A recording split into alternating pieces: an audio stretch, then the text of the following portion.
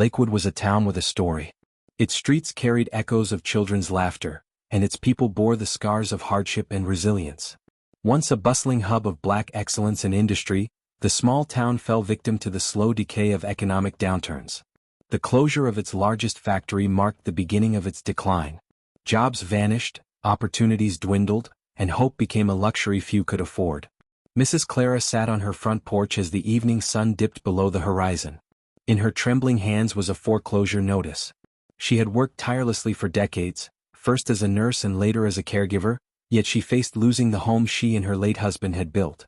A few blocks away, 17-year-old Tyrone stood outside his home, staring at the glowing screen of his phone.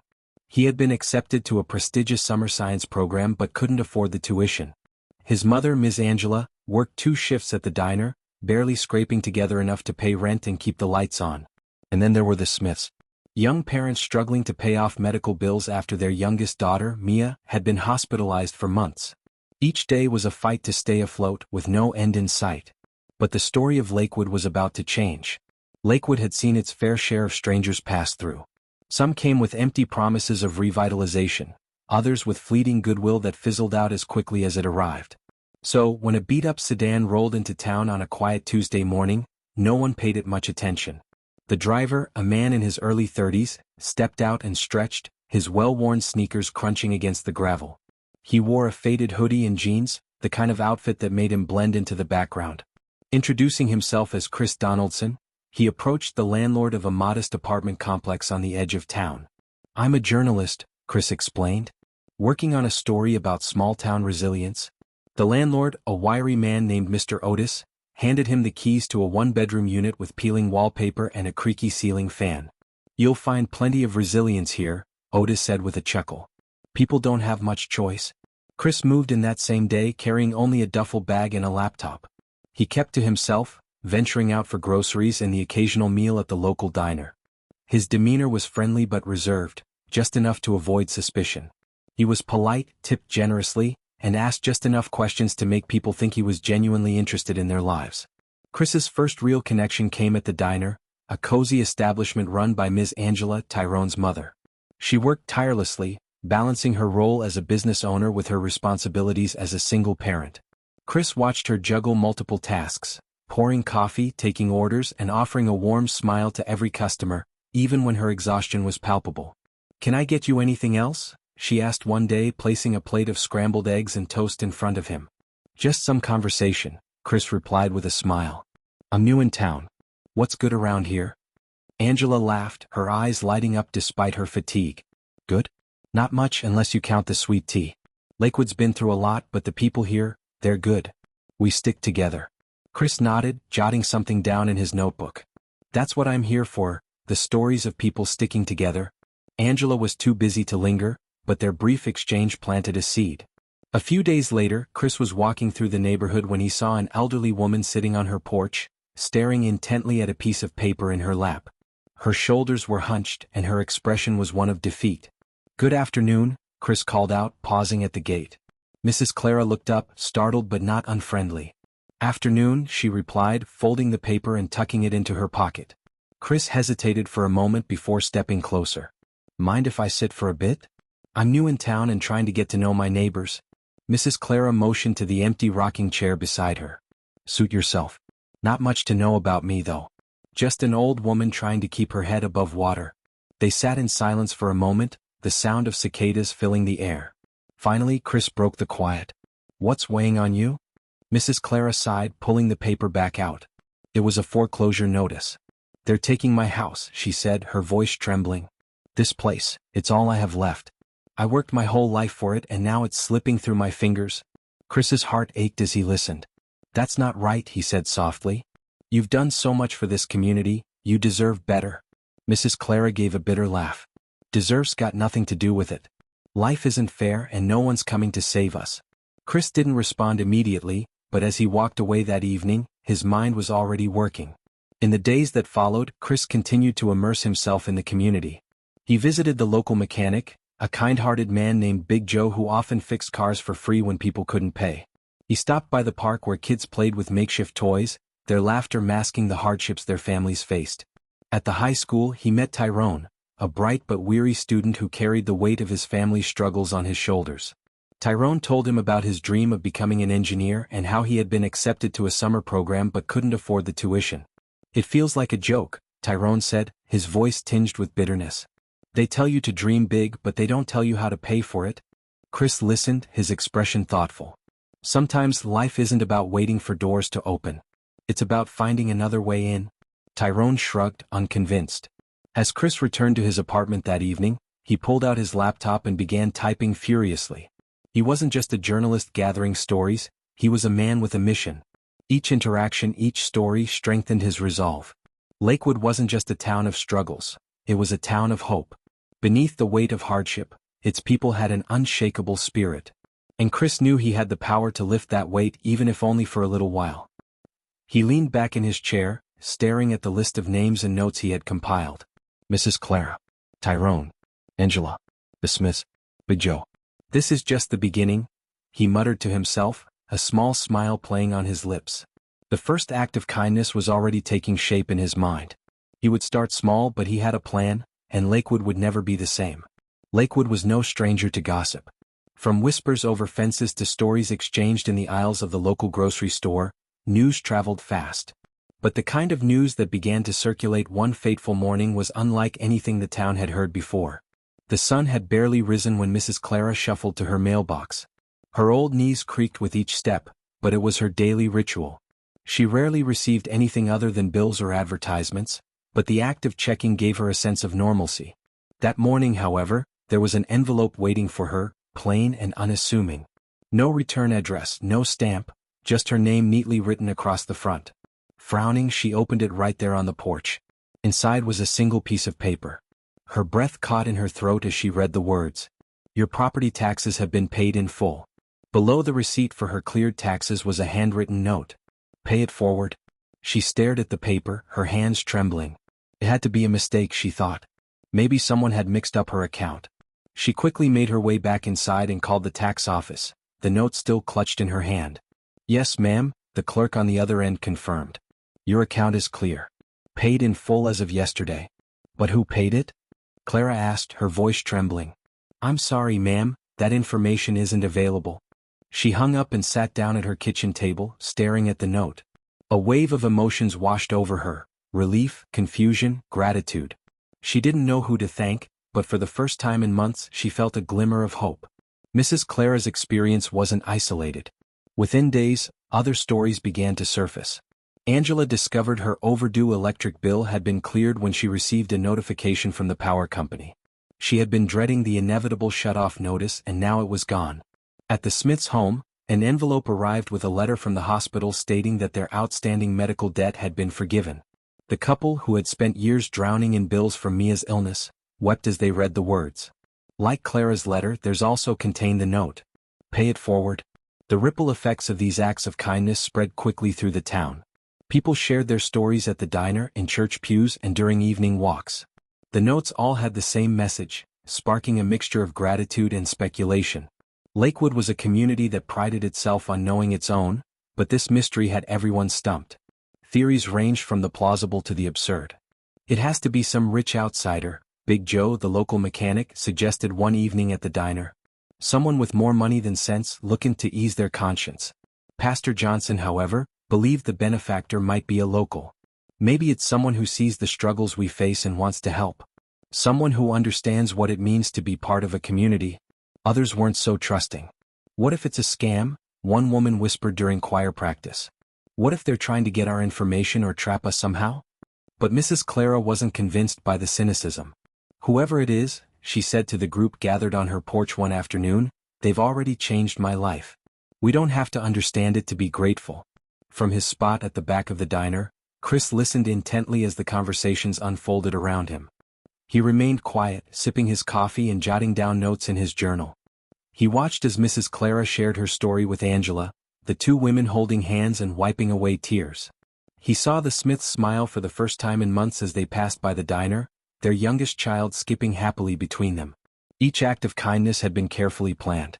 Chris had spent hours researching the people of Lakewood, identifying those who needed help the most. His methods were deliberate: payments made through anonymous donations, letters delivered by hand to avoid paper trails. The anonymity was crucial. Chris didn't want recognition. He wanted the focus to remain on the community and the spirit of paying it forward. The effects of these acts were immediate and profound. Mrs. Clara, buoyed by the weight lifted from her shoulders, began organizing a food drive. "If someone can do something so selfless for me," she said, "the least I can do is pass it on." Angela used the extra money she saved from her cleared bills to buy new shoes for Tyrone, who had been wearing a pair that were falling apart. Tyrone, inspired by the generosity, started tutoring a group of younger kids at the library. Even Big Joe got in on the action. He offered free oil changes for single mothers, his gruff demeanor softening as he saw the smiles on their faces. The spirit of paying it forward was contagious, and Lakewood began to feel lighter, brighter. For the first time in years, there was a sense of hope in the air. Despite the joy these anonymous acts of kindness brought, the mystery of the benefactor remained. People began to speculate more openly, their curiosity growing with each passing day. "It's almost like a guardian angel," Tyrone said one evening, sitting on the porch with Chris. He didn't know why he felt so comfortable talking to the newcomer, but Chris had a way of making people feel heard. "Maybe," Chris said with a small smile. "Or maybe it's just someone who believes in the power of kindness." Tyrone frowned. "But why stay anonymous? If I did something like that, I'd want people to know." Chris chuckled softly. "Sometimes, the best gifts are the ones that don't come with a name attached." Tyrone didn't fully understand, but Chris's words stuck with him. The mystery of the anonymous benefactor spread like wildfire through Lakewood. The town was abuzz with speculation, and while the acts of kindness continued to transform lives, they also brought a mix of emotions: awe, suspicion, and even a touch of fear. Who could be behind such generosity? What did they want in return? Sunday morning at First Unity Baptist Church was always a lively affair. The congregation, dressed in their Sunday best, sang hymns that filled the air with hope. But this Sunday was different. As Pastor Johnson took to the pulpit, the atmosphere was charged with anticipation. "I know many of you are wondering about these blessings we've been receiving," he began, his deep voice resonating through the sanctuary. "You're asking, who is it? Why are they doing this? What do they want?" He paused, scanning the faces of his congregation. "Let me tell you this: blessings don't always come with an explanation. Sometimes they come as a test of our faith, as a reminder of God's goodness, or as a call to action. What matters is how we respond." The congregation murmured in agreement.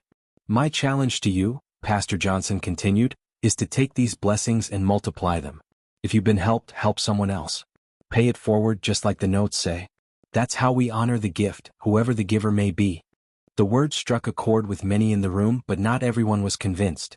For every person moved by the spirit of giving, there was someone who couldn't shake their skepticism. At the diner, a small group gathered at the counter, whispering theories about the benefactor. "What if it's some scam?" asked Marcia, a sharp-tongued woman who always seemed to expect the worst. "What if they're trying to get us comfortable, then pull the rug out from under us?" "Come on, Marcia," Big Joe said, rolling his eyes. "A scammer wouldn't pay off debts. They'd be asking for something, not giving it away." "But why the secrecy?" she pressed. "If they're doing something good, why not let people know who they are? It's suspicious." Angela, who had been quietly listening while refilling coffee cups, finally spoke up. "Does it matter? My son has shoes on his feet and lights in our house. That's all I care about." The group fell silent, but the doubt lingered in the air. Lakewood's quiet mystery soon caught the attention of outsiders. A journalist from the city, Vanessa Moore, arrived in town after hearing whispers of the benefactor. She was an ambitious reporter known for her investigative skills and had built a reputation on uncovering hidden truths. Vanessa wasted no time setting up interviews with locals and digging into public records. She questioned anyone willing to talk, her notepad filling with names, dates, and details.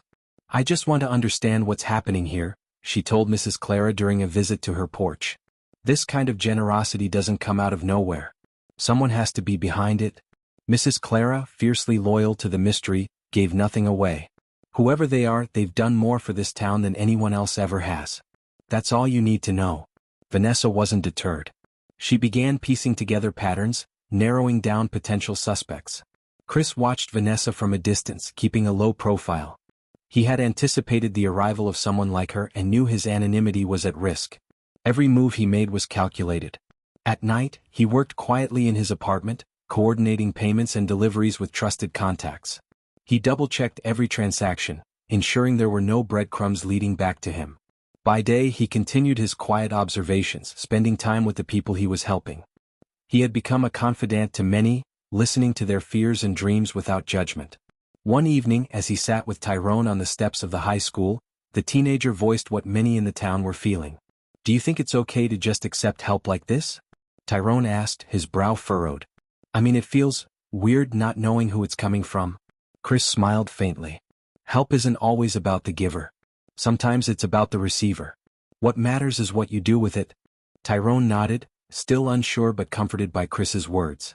The growing tension between gratitude and suspicion began to divide Lakewood. Some residents embraced the blessings wholeheartedly, while others grew increasingly wary. Mrs. Clara organized a community meeting at the church to address the mixed feelings. "We need to focus on what we can control," she said, standing before a room full of familiar faces. "If someone's trying to help us, the least we can do is make the most of it." Her words carried weight, but not everyone was swayed. "I just don't like not knowing," Marcia muttered under her breath. Big Joe, sitting nearby, patted her shoulder. "Maybe not knowing is the point." Vanessa's investigation finally bore fruit when she stumbled upon a clue. A receipt from a local grocery store that had been paid in cash, matching the exact amount of a bill someone had received anonymously.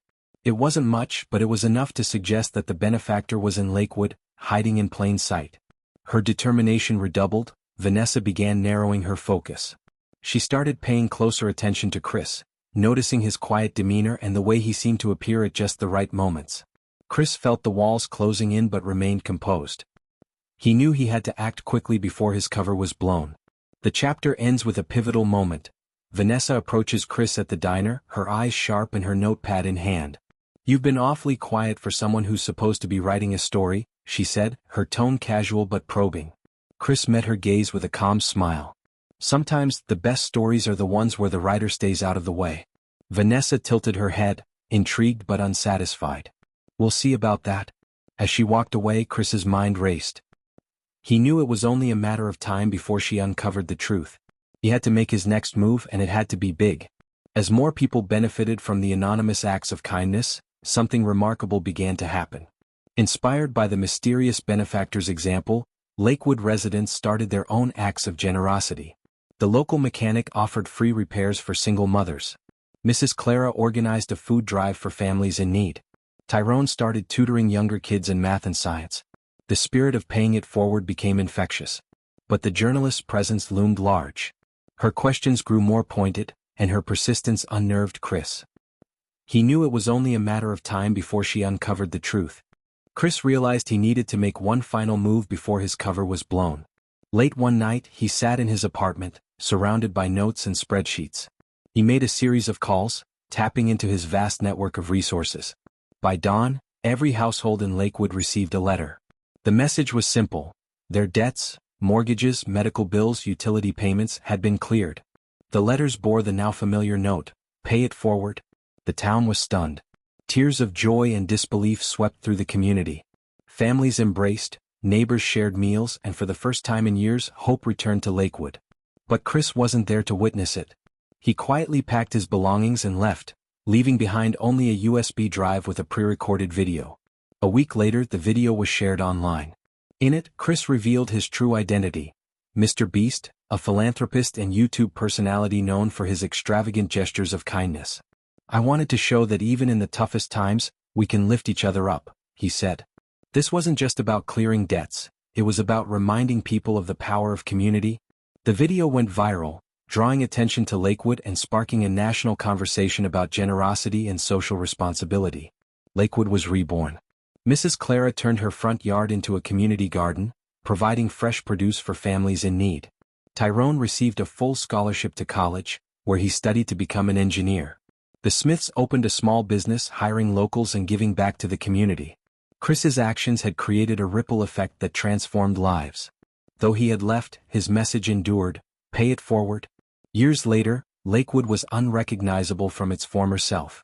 The once struggling community had become a thriving example of what collective goodwill could achieve.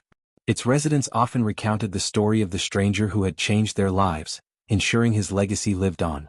And somewhere out there, Chris, known to the world as Mr. Beast, continued his mission, proving that kindness could indeed change the world, one act at a time.